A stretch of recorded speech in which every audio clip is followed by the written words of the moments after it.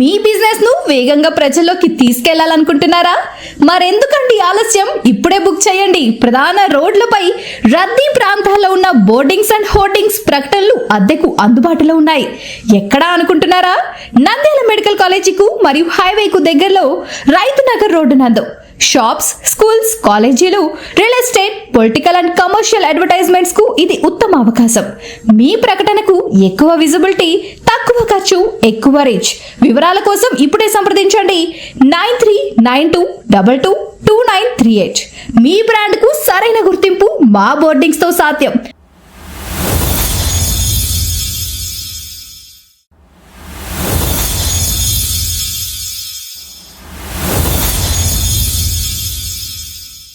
TDP కార్యకర్త విజయ్ కుమార్ రెడ్డి తిరుగుబాటు. టీడీపీకి ఓటు వేసి తప్పు చేశారంటూ వీడియో విడుదల. కూటమి ప్రభుత్వం అధికారంలోకి వచ్చి 18 మాసాలైనా తన తల్లికి పెన్షన్ మంజూరు చేయలేదని ఆవేదన. తాడిపత్రి టీడీపీ ఎమ్మెల్యే జేసీ అస్మిత్ రెడ్డి కార్యకర్తలను పట్టించుకోలేదు. సోషల్ మీడియాలో వైరల్ గా మారిన టీడీపీ కార్యకర్త అసంతృప్తి వీడియో. అందరికీ నమస్కారము. నా పేరు విజయ్ కుమార్ రెడ్డి.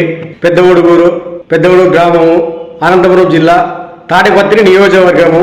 మాది వ్యవసాయ కుటుంబము. మా అమ్మకు ఆరోగ్యం బాగలేదని పింఛను తెలుగుదేశం పార్టీ నాయకుల్ని అడగడం జరిగింది. వాళ్ళు ఏ విధంగా నాకు సహాయ సహకారాలు అందించలేదు. ఆమె పరిస్థితి మానసికంగా బాగాలేదు.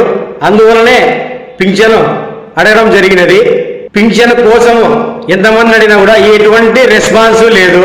నేను తెలుగుదేశం పార్టీకి తెలుగుదేశం జెండాని మోసి ఒక కార్యకర్తగా, తెలుగుదేశం శ్రేయోభిలాషిగా ఈరోజు పింఛన్ అడగడం జరిగినది. ఎవరిని అడిగినా కూడా తెలుగుదేశం నాయకుల్ని పింఛను అడిగిన దానికి చేస్తాం బాబు, చేస్తాం.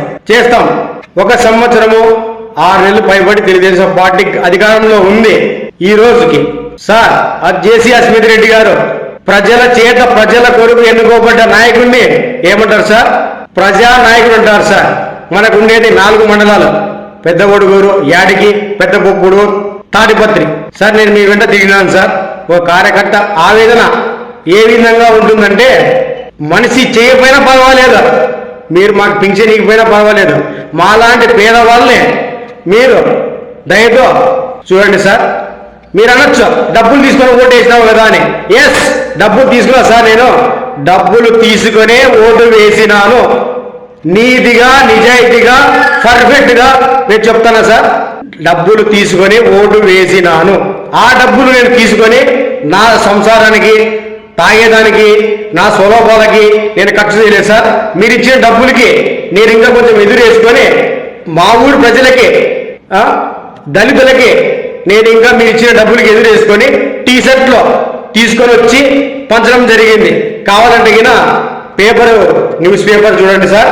పలానా డేట్, పలానా టైం నేను మన తర్వాత నెక్స్ట్ వీడియోలో చెప్తాను.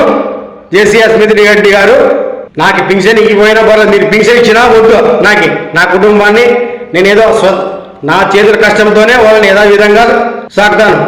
అదేవిధంగా కొంతమంది వ్యక్తులు నాకు సాయం చేసిన వ్యక్తుల్లో శేషారెడ్డి గారు, తర్వాత వచ్చేసి జి రవీంద్రారెడ్డి గారు, తర్వాత వచ్చేసి జి బైబిరెడ్డి గారు నాకు ఆర్థికంగా నా కుటుంబాన్ని పోషించుకోవాలి దానికోసము సహాయ సహకారం అందించారు.